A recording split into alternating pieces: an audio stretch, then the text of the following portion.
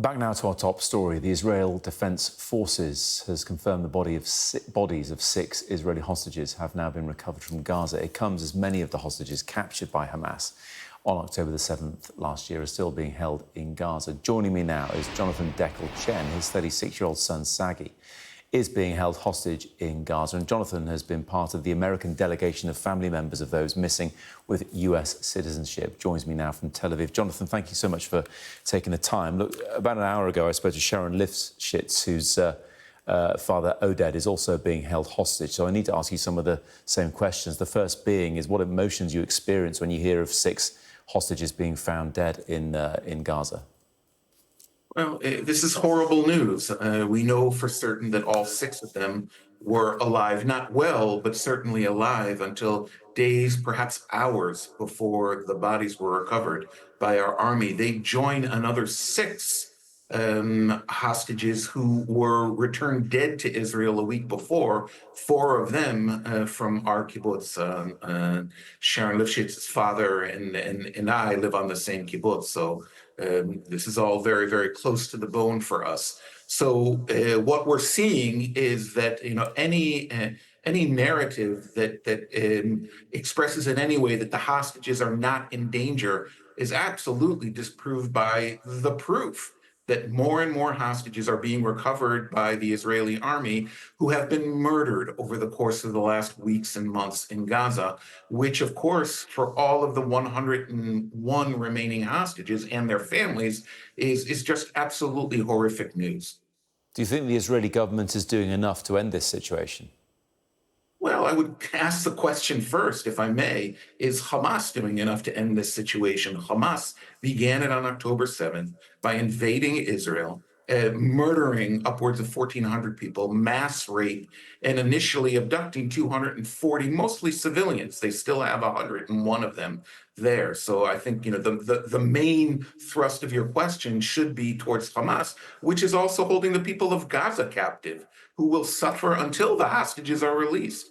As far as the Israeli government is concerned, our street has spoken. There, have been massive protests in Israel for months now, demanding from our government to come to a deal and to sign it, to bring the hostages home, and to create a ceasefire in Gaza. There's no question that that's what the people of Israel want. The government, sadly, it seems to be operating against the national interest of Israel and even the advice of its own military and intelligence establishments that clearly have stated repeatedly in recent months that the time has come to sign a negotiated deal as best as possible with Satan being Hamas, in order to get our hostages home.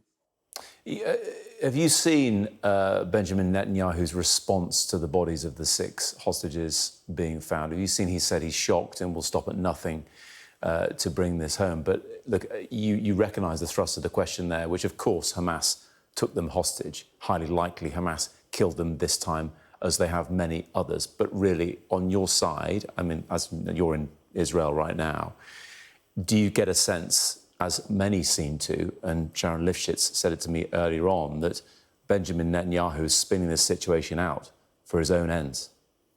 Well, I have not heard his most recent statement. I understand that he made one earlier today, but I have not heard it. What I can say, I have been very vocal in recent months, really since last December, when the first round of hostage release ended through negotiated settlement, that our government has not shown, the Israeli government has not shown the proper commitment to getting the hostages home, getting them home alive to the degree that it's possible. And most Israelis understand perfectly well that the only way that those who are still alive, and we don't know how many of the 101 are still alive, the only way they're coming home is through a negotiated agreement with the worst possible enemy imaginable. Savage, barbaric, or terrorist organization, but that's the enemy that we have.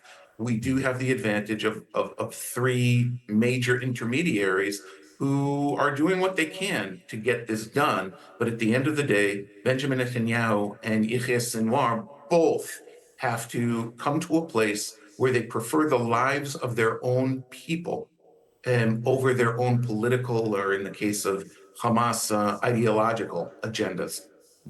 No, that's the final question, Jonathan. I mean, Hamas is an ideology, right? So in terms of trying to crush them as if they were some sort of equivalent army seems to be a difficult, nigh on impossible thing to do.